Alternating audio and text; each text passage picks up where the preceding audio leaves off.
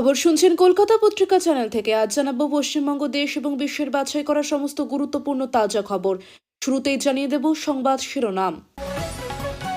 মন্ত্রী সিদ্দিকুল্লাহ চৌধুরীর সঙ্গে বাংলাদেশের জামাত ইসলামী ও হেফাজত ইসলামের যোগাযোগ আছে, চাঞ্চল্যকর দাবি করলেন শুভেন্দু অধিকারী। মেসিকাণ্ডের জেরে নয়া পদক্ষেপ, গঙ্গাসাগর মেলায় মন্ত্রীদের জন্য ভিআইপি সংস্কৃতি বন্ধ করতে নির্দেশ মুখ্যমন্ত্রী মমতার। ভোটের আগে ধাক্কা তৃণমূলে, জ্যোতিপ্রিয়র ছায়ার সঙ্গে যাচ্ছেন বিজেপিতে, দল ছাড়ছেন কাউন্সিলরও। সরাসরি অনুষ্ঠানে মহিলা চিকিৎসকের হিজাব ধরে টান নীতিশের, বিতর্কে সরগরম রাজ্য রাজনীতি।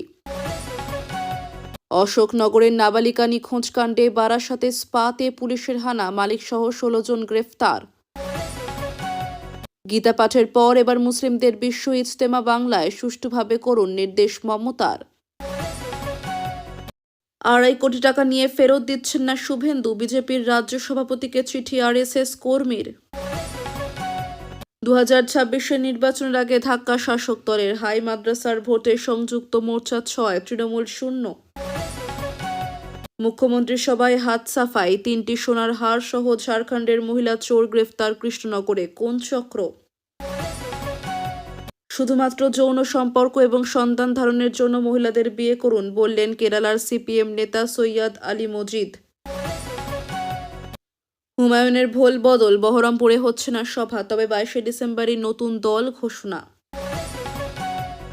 মহাত্মার পর মুসল বাপুর নামও 100 দিনের কাজে সুকৌশলে ঢুকল রাম নাম, তোপ কুণালের।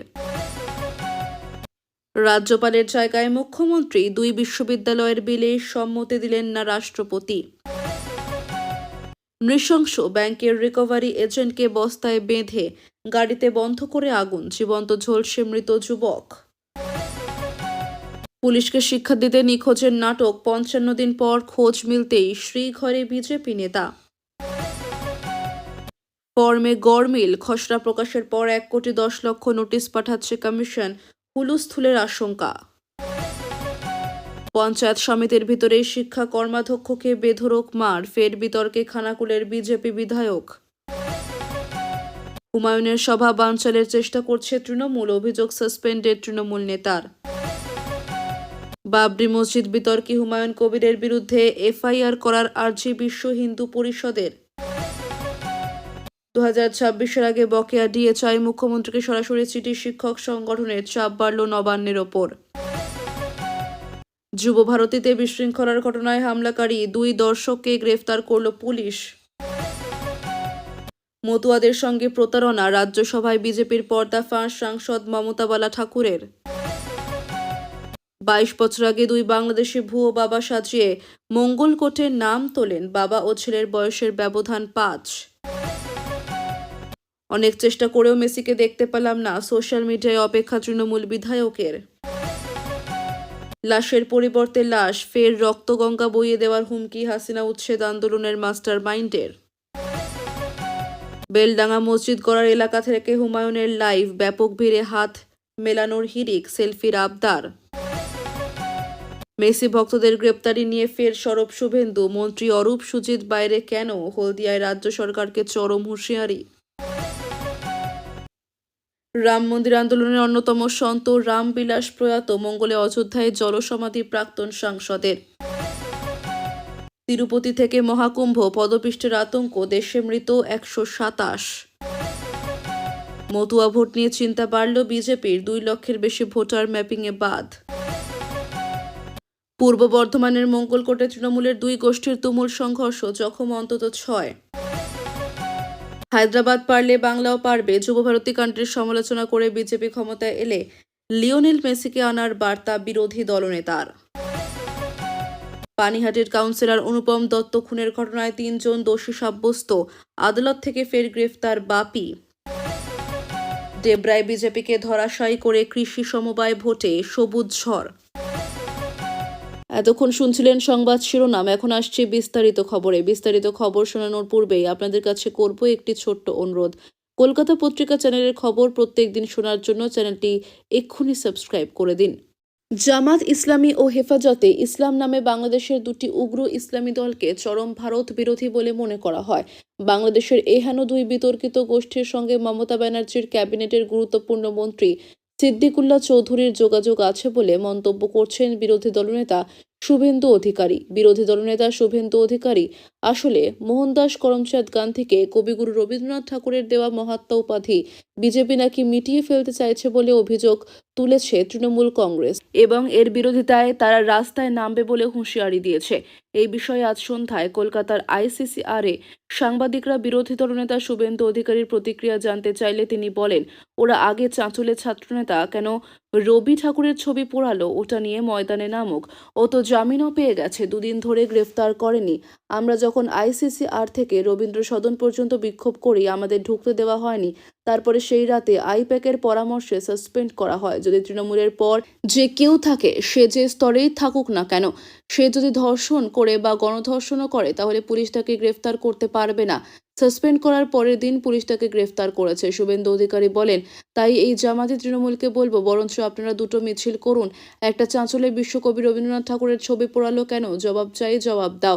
আর একটা আজকের বাংলাদেশের জামাতি মৌলবাদীরা অবনীন্দ্রনাথ ঠাকুরের ফার্ম হাউস পুড়িয়ে দিল কেন, আর জামাত ও হেফাজত মিলে রবীন্দ্রনাথ ঠাকুরের নাম মুছতে চাইছে কেন, তার বিরুদ্ধে একটা মিছিল করুক, কারণ ওনার সঙ্গে তো জামাতের সম্পর্ক ভালো, উনি সিদ্দিকুল্লাহ চৌধুরীকে দিয়ে মধ্যস্থতা করতে পারেন, সিদ্দিকুল্লাহ চৌধুরীর সঙ্গে ওদের যোগাযোগও আছে। নবান্নের একটি অংশের মতে তিনি এই বার্তা দিয়েছেন রাজ্যের মন্ত্রীদের, কারণ যুবভারতী ক্রীড়াঙ্গনে আম জনতার ক্ষোভের আগুনের জন্য সবচেয়ে বেশি দায়ী করা হচ্ছে রাজ্যের দুই মন্ত্রী অরূপ বিশ্বাস ও সুজিত বসুকে। গঙ্গাসাগর মেলার আয়োজনে ভিআইপি সংস্কৃতি দূর করতে চান মুখ্যমন্ত্রী মমতা বন্দ্যোপাধ্যায়। আন্তর্জাতিক ফুটবল তারকা লিওনেল মেসিকে দেখতে না পেয়ে যুবভারতী ক্রীড়াঙ্গনে আম জনতার ভাঙচুর চালানোর ঘটনার রাজ্যের নেতা মন্ত্রীদের ওপর বেজায় ক্ষুব্ধ হয়েছিলেন সাধারণ মানুষ। এই অপ্রীতিকর পরিস্থিতির জন্য স্বয়ং মুখ্যমন্ত্রী মমতা বন্দ্যোপাধ্যায় এক্স হ্যান্ডেলে পোস্ট করে রাজ্যবাসীর কাছে ক্ষমা চেয়েছিলেন। সেই ঘটনা থেকে শিক্ষা নিয়ে এইবার গঙ্গাসাগর মেলা আয়োজনের বৈঠকে কঠোর বার্তা দিলেন মুখ্যমন্ত্রী। তার স্পষ্ট নির্দেশ, ভিআইপি কালচার চলবে না।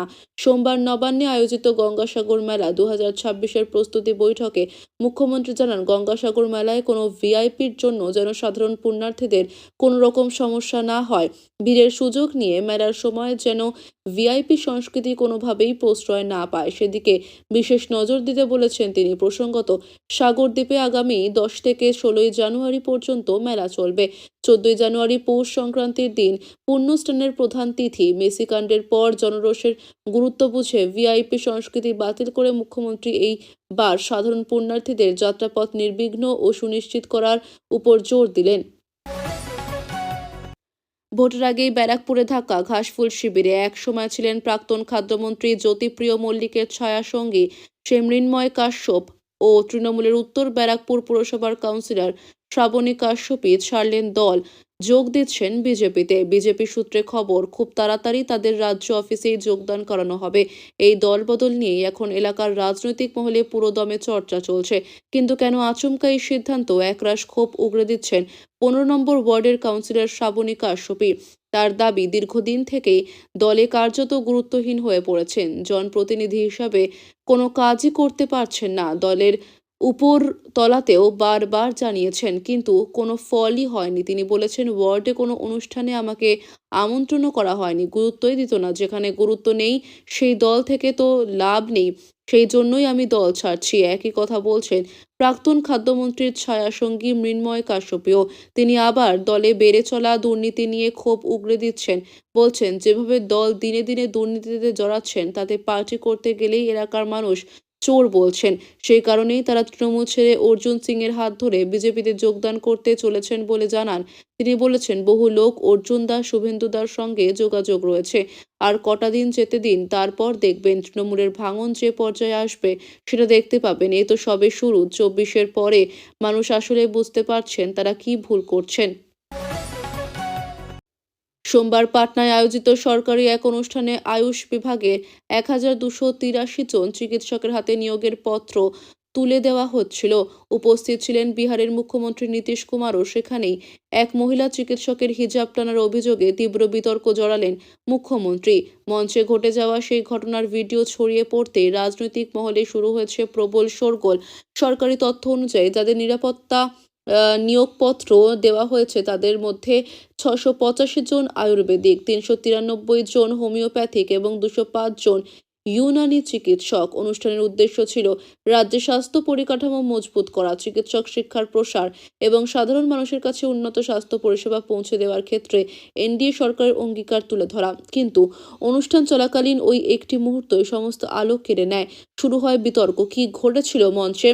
প্রকাশ্যে আসা ওই ভিডিওতে দেখা যাচ্ছে এক মহিলা চিকিৎসক মঞ্চে উঠে মুখ্যমন্ত্রীর কাছ থেকে নিয়োগপত্র গ্রহণ করছেন। নিয়োগপত্র দেওয়ার পর হাসতে হাসতে নীতিশ কুমার ওই চিকিৎসকের দিকে তাকিয়ে জিজ্ঞাসা করেন, এটা কি? মহিলা চিকিৎসক উত্তর দেন, স্যার, এটা হিজাব। ঠিক সেই সময় তার কথা শেষ হওয়ার আগেই মুখ্যমন্ত্রীকে হিজাব টানতে দেখা যায়। ভিডিওতে আরও দেখা যায় উপমুখ্যমন্ত্রী সম্রাট চৌধুরী পরিস্থিতি সামাল দেওয়ার চেষ্টা করলেও ততক্ষণে ঘটনাটি ঘটে গিয়েছে। রাজনৈতিক প্রতিক্রিয়া ও তীব্র অভিযোগ। ঘটনার ভিডিও ক্লিপটি নিজেদের অফিসিয়াল সোশ্যাল মিডিয়া অ্যাকাউন্টে পোস্ট করেছেন রাষ্ট্রীয় জনতা দল। ভিডিওর সঙ্গে কড়া ভাষায় লেখা হয়, নীতিশজির কি হয়েছে? তার মানসিক অবস্থার কি সম্পূর্ণ অবনতি হয়েছে, নাকি নীতিশবাবু এখন 100% সঙ্গী হয়ে গিয়েছেন? এই ঘটনার তীব্র প্রতিক্রিয়া জানিয়েছেন আরজেডির বিহার মুখপাত্র ইজাজ আহমেদ। তার বক্তব্য, নিয়োগপত্র দেওয়ার সময় একজন মুসলিম মহিলার মুখ থেকে হিজাব সরিয়ে দেওয়া মানে শুধু ওই চিকিৎসককে নয়, সমস্ত মহিলাকেই অপমান করা।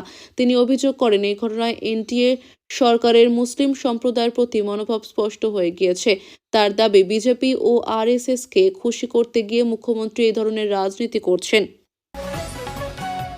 উত্তর 24 পরগনা জেলার অশোকনগরের নাবালিকা নিখোঁজ কাণ্ডে বারাসাতের স্পাতে পুলিশের হানা, মালিকসহ 16 জন গ্রেফতার। অশোকনগরের নাবালিকা মেয়ে নিখোঁজ হওয়ার ঘটনায় বড়সড় সাফল্য পেল পুলিশ। উত্তর 24 পরগনার অশোকনগর থানায় পরিবারের তরফে নাবালিকার নিখোঁজ সংক্রান্ত লিখিত অভিযোগ দায়ের করা হয়। অভিযোগের ভিত্তিতে তদন্তে নেমে অশোকনগর থানার পুলিশ ওই নাবালিকাকে উদ্ধার করে। পুলিশের জিজ্ঞাসাবাদের সময় নাবালিকা জানায়, সে বারাসাতের কাজীপাড়া এলাকার ফরচুন টাউনশিপে একটি বডি ম্যাসাজ পার্লারে কাজ করত। এই তথ্যের ভিত্তিতে রবিবার রাতে বারাসাতের ফরচুন টাউনশিপে ওই বডি ম্যাসাজ পার্লারে হানা দেয় পুলিশ। পুলিশ সূত্রে জানা গেছে, অভিযানের সময় পার্লারের ভেতরে মালিক সহ 11 জন মহিলা ও 4 জন পুরুষ উপস্থিত ছিল। প্রথমে পার্লারের মালিককে আটক করে বারাসাত থানায় নিয়ে যাওয়া হয়। পরে মহিলা পুলিশের উপস্থিতিতে পার্লারের ভিতরে থাকা সকলকে আটক করে থানায় আনা হয়। কদিন আগে 5 লক্ষে কণ্ঠে গীতা পাঠ হয়েছে ব্রিগেডে। তারপর এবার বিশাল কর্মযজ্ঞ শুরু হয়েছে মুসলিমদের ইজতেমার আয়োজন নিয়ে। হুগলির দাঁতপুর এলাকার পুইনান পান্টুয়ায় 26-এর শুরুতেই বসতে চলেছে মুসলিমের বিশ্ব ইজতেমা। 2 থেকে 5ই জানুয়ারি পর্যন্ত চলবে এই ধর্মীয় সমাবেশ। আয়োজকদের অনুমান, দেশ বিদেশ মিলিয়ে 18 থেকে 20 লক্ষ মুসলিমের সমাগম হতে পারে সেখানে। সোমবার এই ব্যবহারে নবান্নে বড় বৈঠক করলেন মুখ্যমন্ত্রী মমতা বন্দ্যোপাধ্যায়। সম্প্রতি ওয়াকফ সম্পত্তির ব্যাপারে বাংলার সংখ্যালঘুদের মধ্যে যে অসন্তোষ তৈরি হয়েছে, সেই প্রেক্ষাপটে এই বৈঠক তাৎপর্যপূর্ণ বলে অনেকের মত। ইজতেমা কি? ইজতেমা হলো একটি বৃহৎ ইসলামিক ধর্মীয় সমাবেশ। বিভিন্ন ইসলামী সংগঠনের উদ্যোগে এই ধরনের সমাবেশে লক্ষ ধর্মপ্রাণ মুসলমান অংশগ্রহণ করেন। বিশ্বজুড়ে তাবলিগি জামাতের কার্যক্রমে ইজতেমা এক অত্যন্ত গুরুত্বপূর্ণ অনুষঙ্গ। এই সমাবেশ মুসলমানদের ধর্মীয় জীবনে গভীর প্রভাব ফেলে এবং বিপুল সংখ্যক মানুষ এতে সক্রিয়ভাবে অংশ নেন।